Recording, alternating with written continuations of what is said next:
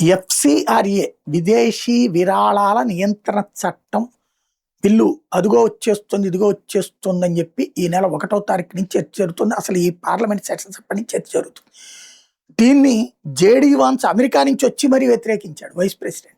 అట్లాగే అమెరికాలోని సెనేటర్లు దీన్ని పెట్టడానికి వీల్లేదంటారు. ఎందుకంటే భారతదేశంలో మత మార్పిడులకి పూర్తిగా కాకపోయినా దాదాపు 60% అయినా ఆపగలుగుతుంది. ఎందుకంటే ఏ సంస్థకైనా వచ్చే నిధికి జవాబుదారీతనం ఉండాలి. 10% మించి అడ్మినిస్ట్రేటివ్ ఖర్చులు పెట్టుకోకూడదు. ఇప్పుడు 100లో ₹60 అడ్మినిస్ట్రేటివ్ ఖర్చులను చూపించి అందులో ₹50 మత మార్పిడికి ఇస్తున్నారు. అలా కాకుండా ఇక పైన ₹10 ఖర్చులకు పెట్టుకోవడం అంటే చాలామంది సిబ్బందిని తీసేయాలి, మనుషులు ఉండరు వీళ్ళతో. దాంతోపాటు ఆ వచ్చిన ₹10లో పంచుకోవడానికి ఒకళ్ళకొకళ్ళు కొట్టుకుంటారు. మిగతా ₹90 కూడా పేదల సేవ అంటే పేదలకు ఖర్చు పెట్టాలి. అదే సందర్భంలో వృద్ధుల సేవ అంటే వృద్ధులకి, వైద్యం అంటే వైద్యం, విద్యకి అట్లా ఖర్చు పెట్టాలి.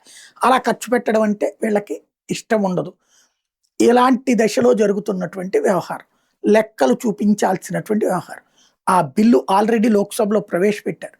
దాని మీద చర్చ జరగకుండా ఓ పక్కన ఈ ఢిల్లీ గొడవలు, ఇప్పుడు తాజాగా చేస్తున్నటువంటి అల్లర్లు నడుస్తూ ఉన్నాయి. ఈవెన్ రోజు ఏదో ఒక వంక పెట్టి కాంగ్రెస్ ఆపుతోందంటే కాంగ్రెస్కి కూడా విదేశాల నుంచి విరాళాలు వస్తాయి కాబట్టి, చైనా అమెరికా నుంచి కాబట్టినే ఆపుతోంది.